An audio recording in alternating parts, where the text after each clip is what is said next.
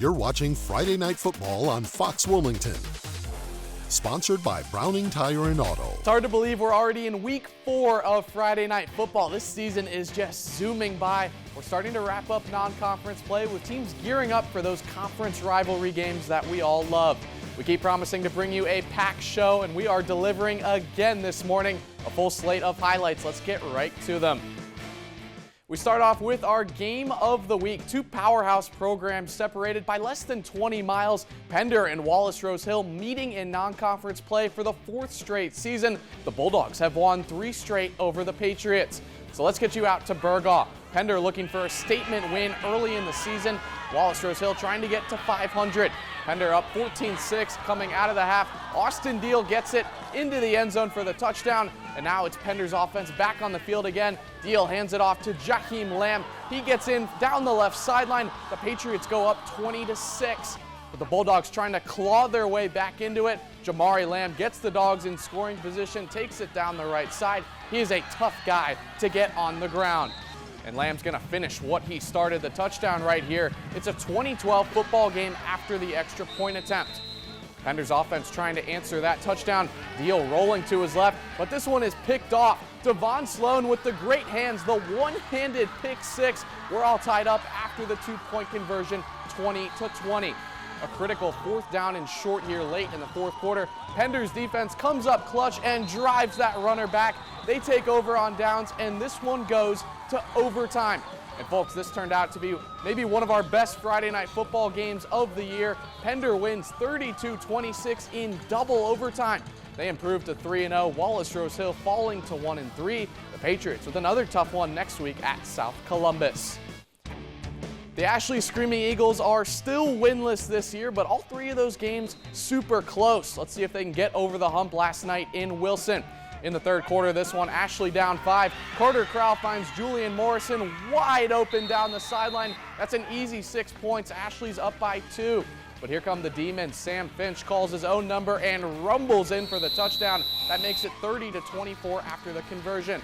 4th quarter now, 39-37. Ashley. Finch calling his own number again, crosses the plane before the ball comes out. So Ashley's down 5. Less than a minute to go. Carter Crowell rolling to his left and makes the throw of the year. Kellen Crowell tiptoes down the sideline and scores. Just 14 seconds left, and Ashley takes the 45-42 lead.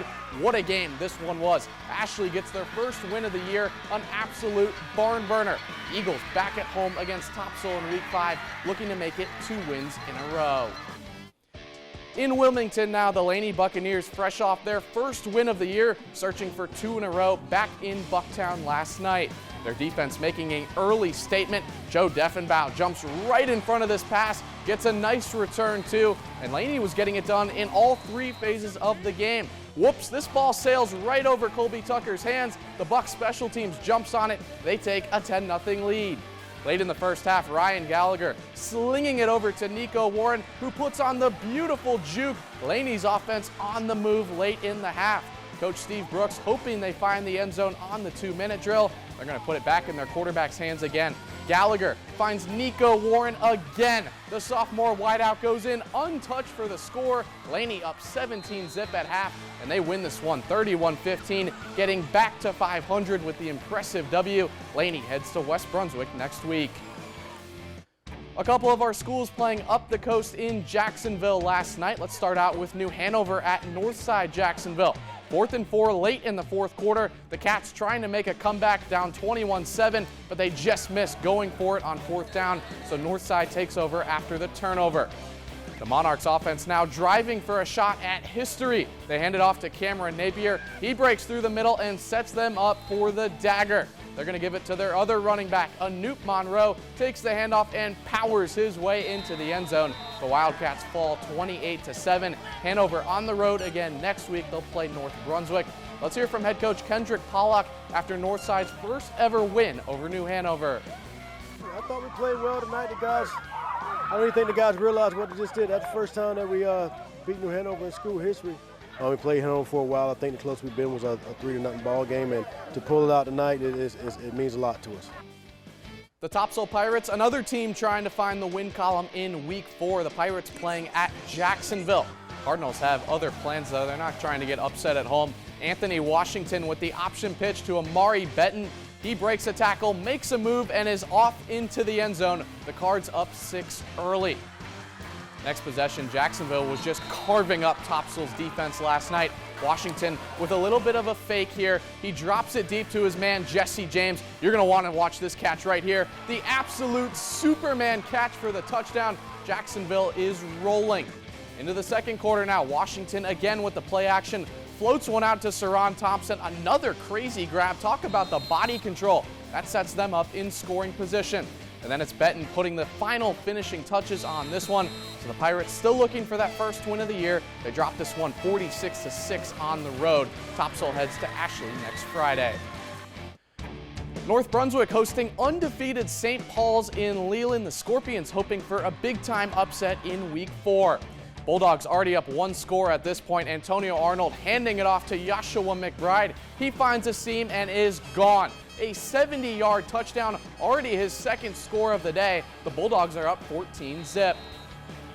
But the Scorpions not going down without a fight. This is the ensuing kickoff after that touchdown. They hit it deep to Ty Withers, and folks, that is just the wrong decision. After snagging it with one hand, he brings it out, leaps over a Bulldog, and is taking off down the sideline, bouncing off tacklers, and he is finally brought down deep in Bulldog territory. That return good for over 60 yards. The senior giving his team. Welcome back to Friday Night Football. We're taking you to Shallotte. South Columbus taking on West Brunswick last night. Trojans trying to continue a sharp start to 2025.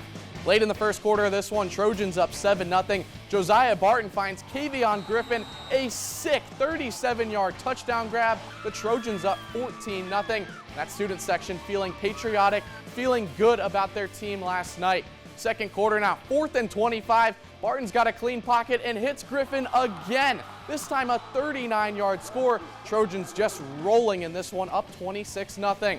Later in the first half, South Columbus able to get on the board. Jalen Hubbard takes the kickoff, makes a man miss, and throws out the stiff arm, just outrunning everyone into the end zone. South gets on the board, but they're still down 26-7. So here comes West's offense again. Barton hits Jude Surrigo. The 37-yard touchdown pass. It's 32-7 Trojans. Late in the second quarter now, Barton doing his thing, rolling out, drops in an absolute dime to Nick Graham, the 30-yard pitching catch, make it another touchdown. Barton had 5 of those in the first half. West Brunswick cruises 54-15. They've already matched their win total from last year. A rivalry matchup in the Swamp. East Columbus, huge underdogs at home against Whiteville last night. Early in the first quarter, Pack already up 2-0 after a safety. They kick it to Jake Odom. That's the wrong call. He takes this kickoff all the way back. Touchdown Whiteville, they're up 9-0. Later in the opening quarter, they hand it off to Sabion Shipman. He punches it in from just a few yards out. Whiteville already starting to pull away. We got a couple more nice runs to show you from the Pack. Travion Williams takes the handoff outside for a first down. That wraps up the first quarter. We get into the second now. Same deal for Whiteville. It's Williams punching it into East Columbus territory. The Wolfpack got pretty much whatever they wanted last night. No surprises here at all. Whiteville cruises 44-0. They're back at home against Clinton in 7 days. East Columbus heads to Hobden. Trask hosting West Bladen. Both of these squads hoping for win number 2. This was a running kind of game. Big Tyreek Moore takes the handoff, goes up the gut. Look at the work that his offensive line does to move the pile. That's going to set up the first score. What an effort right there. And Moore caps off the drive. Trask up 6-0. Some hard running right there.